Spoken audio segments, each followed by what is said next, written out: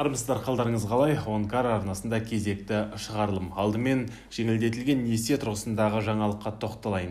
Бұл несиенің жалпы берілу өзі сағызша созылып жатыр, қашан берілетіні әзірге беймәлім.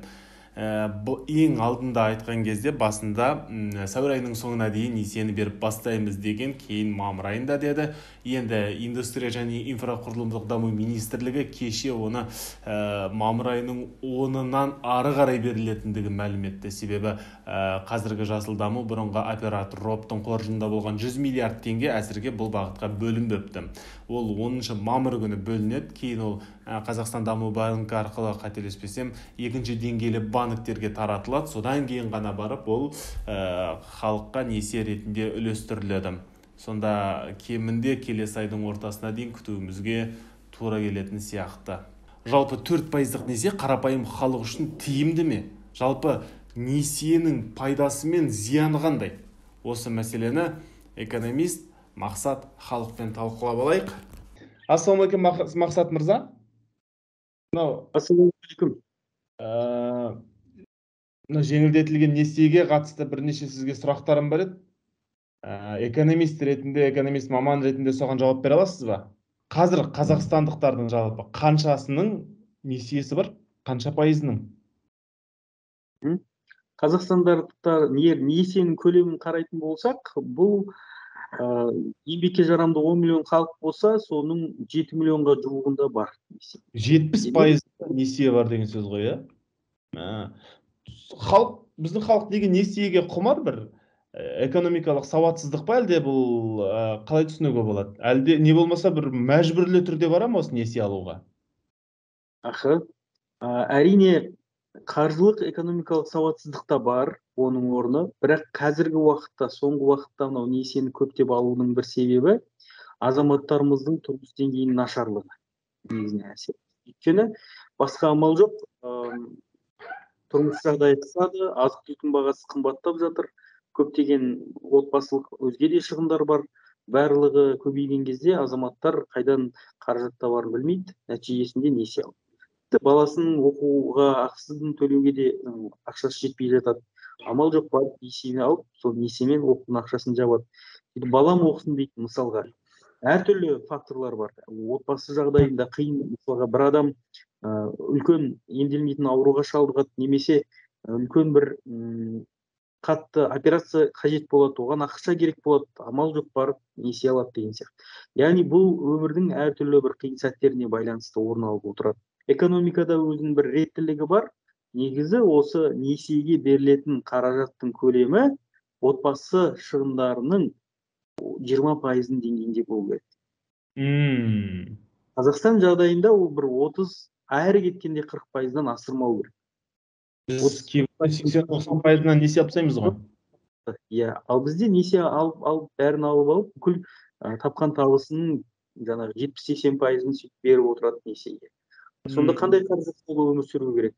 Сондықтан осындай бір реттілік бар, сізге ол салмақ түсірмеу керек. Енді несие деген ұғымның өзін егер терең ойлайтын болсақ, әрине мен өзім экономист ретінде несие алмауға кеңес беремін көбінесе. Әсіресе Қазақстан жағдайында мүлдем алудың қажеттілігі жоқ, өйткені несиенің пайыздары өте жоғары. Енді бұл жерде мынандай бір мәселе бар. Сіз несиені қандай мақсатта аласыз? Соған байланысты. Егер де сіз несиеге алып тұрған дүниені пайдаланатын болсаңыз, ол сіздің еңбек өнімділігіңізді арттыратындай көмек бере алса, сіздің жұмысыңызды жақсартса, және де ол алып тұрған дүние сіздің жұмысыңызға керек дүние болса, онда алуға болады. Мысалы, көліктің өзі, егер де ол сізге, мысалы, көлік алдыңыз, ол сіздің жұмысыңызды одан ары жақсартса, яғни сізге қосымша табыс алып келсе, ол көлік мысалға, онда оны алуға болады. Ал бірақ та көп жағдайда мысалға көліктер ол пассив болып есептелінеді. Біз ойлаймыз, пассив алып жатырмыз, ол бізге пайда алып келіп жатыр, мүлікті болып жатырмыз деп қуанамыз, бірақ та сіз жанар-жағар майын төлейсіз, оның майын ауыстырасыз, оның жаңағы дөңгелектерін үнемі жаңартасыз. Өте көп шығынға алып келеді. Оның жаңағы төлейтін салықтары бар, тағы да. Соның бәрі қараған кезде ол сіздің қайта керісінше табысыңызды ортайтатын дүние да. Ал енді мына 4% несиеге келейік. Қазір барлығы 4% автонесиенің соңында жүр ғой. Міне әне басталады деп барлығы күтіп жүр. Бірінші, кім үшін тиімді екенінен бастайықшы. Мемлекет үшін тура пайдасы жоқ, оның жанама пайдалары болуы мүмкін. Мысалға, көлігі көп сатылғаннан кейін оның салығы болады, тағы басқасы болады. Негізгі пайданы көрейін деп отырған екінші деңгейлі банктер, үстінен түсетін пайыздық үстеменің барлығы осы банктерге түседі. Ал қарапайым халық үшін осы 4% несиенің жаңа жобаның пайдасы болуы мүмкін ба? Пайдасы бар ма? Мен қатты бір пайда көріп тұрған жоқпын өз басым. Әрине енді 4% несие алдық деп қуанатындар бар. Ура, жақсы болды ғой деп, әйтеуір жеткіздік қой әйтеуір осы күнге де қуануы мүмкін. Бірақ та оның саны өте шектеулі. Ол бір 10 мың адам ғана көлікті болуы мүмкін. Көп дегенде 10 мың. Ал бізде қанша, мысалға 100 мыңдаған адам көліксіз жүр, мысалға, немесе көліктерін жаңарта алмай жүр. Сондықтан ол қатты бір проблеманы шешетін жағдай емес. Одан кейін оны жасап отырған негізінде осы біздің отандық автопромды қолдайық деген мақсатта. Бізде автопром дейтіндей автопромда жоқ. Өткенде ғылымның бойынша шу болған кезде түсінікті болып қалды. Бізде көптеген компаниялар сырттан әкеліп тек қана құрастырушылар ғана. Енді сұрақ туындайды. Сонда сыртта жасалынған өнімді алып келіп құрастырғаны үшін ғана мемлекет оған 100 миллиардтап ақша бөлу керек па? Және де ең қызығы, оны банктерге береді. Банктер 4% несие береміз дейді, бірақ та үстіндегі 10%-ды тағы да мемлекет сол 100 миллиардтап ақша беріп, банктерді қолдайды тағы да. Банктерді қолдамаймыз деп алып. Осындай бір түсініксіз жүйеге алып келеді нәтижесінде. Сондықтан да мен бұл процестің қолдамай, ол ешқандай мәселені дұрыс шешеді деп те есептемеймін. Оданша мемлекеттің негізгі міндеті өзімізде мынау көптеп сол аккумулятор заводы бар, мысалға, аккумуляторларды көптеп шығарсын, машиналардың қосалқы құрамдас бөлшектерін өзімізде шығаруды жолға қойсын. Бізге оның бәрін құрастыра салып, Қазақстанда жасалған машина деп айтқандан көрі, оданша соның бір бөлшегін шығарсын. Және де Қазақстан деңгейінде ғана емес, бүкіл Европаға, мысалға, автокөліктерге Тойотаның бір бөлшегін шығара алатындай дәрежеге жетсек, мысалға. Немесе жаңағы Тесланың аккумуляторын, жаңағы батарейкасын біз шығарайық, мысалға. Жаңағы несие қылып бергенше, одан да бір өзімізді өндірісті дамытуға жіберген тиімдірек деп есептейсіз бе сонда? Өте тиімді болады. Және де сол тауарды біз әлемге экспорттайтын болсақ, қаншама елге ақша құйылады, қаншама инвестиция құйылады. Теңгеміз одан күшейеді. Базалық пайызда қазір 14% болып тұр. Ол да ақырындап инфляцияның артынан түсіп 5% болып мысалға. Нәтижесінде 6-7%-дық несиені біз, ипотекалық несиені бүкіл банктерден көре бастаймыз. Автонесиелерді бүкіл банктер бере бастайды. Жаңағы бір 10 мың адам емес, енді қалаған 50 мың адам болсын, 100 мың адам болсын, уже керек дәрежеде кез келген банктың есігін қағып ала бастайды. Сондай нарықтың қатынастары, ақша несие жүйесіндегі заңдылық осылай қалыптасатын, біз нарықтық экономиканы құруға ұмтылу керекпіз. Сонда қараңызшы, қарапайым экономист, сіз осының барлығын есептеп біліп отырсыздар. Ал мынау бағдарламаны шығаратын адамдар осыны есептей алмай ма? Не болмаса білетін сіз сияқты адамдармен ақылдаспай ма? Менің ойымша, бағдарламаны шығарып отырған азаматтар екі жағдай фактор әсер етеді. Бірінші жағдай, сол біздегі автопром саласында жүрген азаматтармен лобби, олардың мүддесін қорғау үшін соларға ыңғайланып, осындай бағдарлама жасап, мемлекеттік бюджеттен ақша бөлу жағы қарастырылады. Екінші жағдай бар, шын мәнінде олар жақсылық ойлап отыр, ойлайды, осы шын мәнінде біздің азаматтарымыз 4%-бен болса да несие алсыншы. Бір көлікке қол жеткізсінші деген гумандық мақсатта бастап отыр, бірақ экономиканың заңдарын білмейді. Жақсылық жасайым деп құртып отыр бәрі деген сияқты. Түсінікті.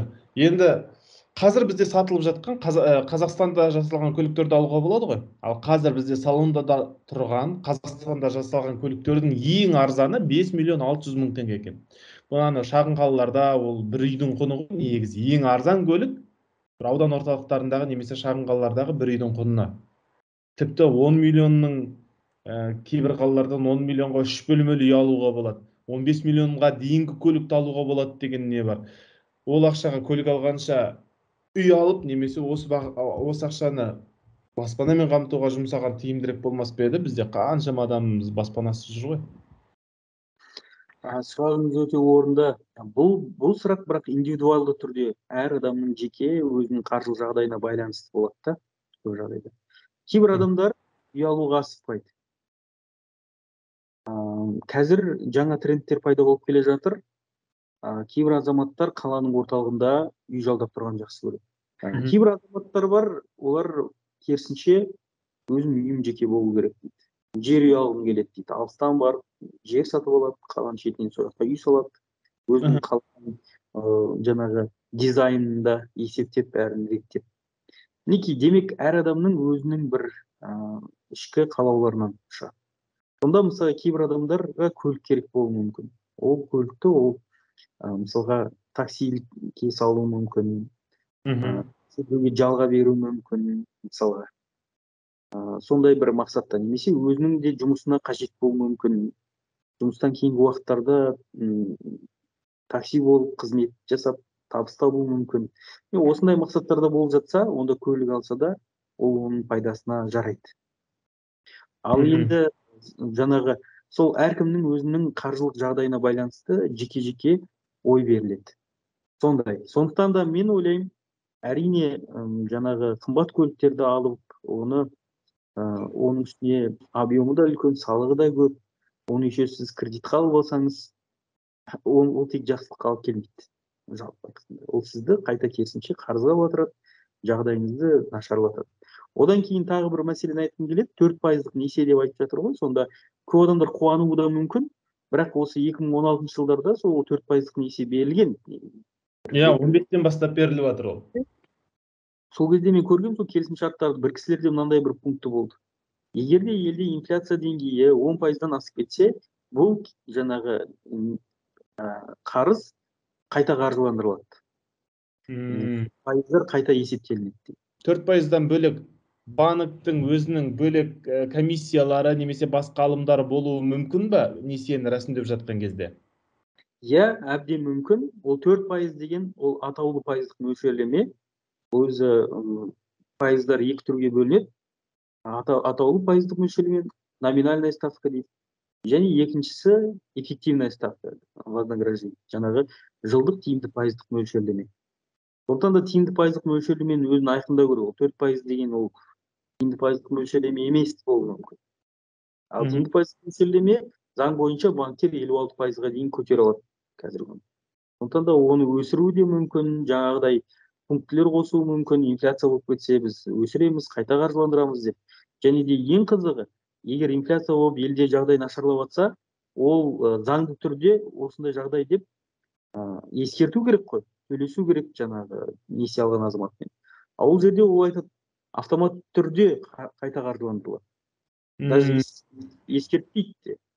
Ал ол банктердің талабын барлығына бірдей ортақ қылуға бір мемлекет тарапынан, үкімет тарапынан бір қаулы шығарып немесе үкім беріп бір жасауға болмай ма? Сендер мынандай нәрсе істемеңдер деп айта ала ма мемлекет?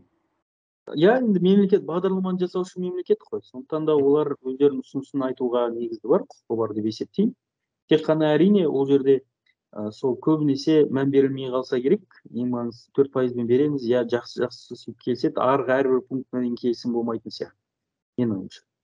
Сосын жаңағы ең маңыздысы банктер одан ұтып шығады, мына жақтан мемлекеттен артық пайыздар алып отырады. Ал екінші жағынан жаңағындай қиын жағдай болып қалса, пайызын қайта қаржыландырып өсіріп жіберіп, халықтан да несие алып отырады.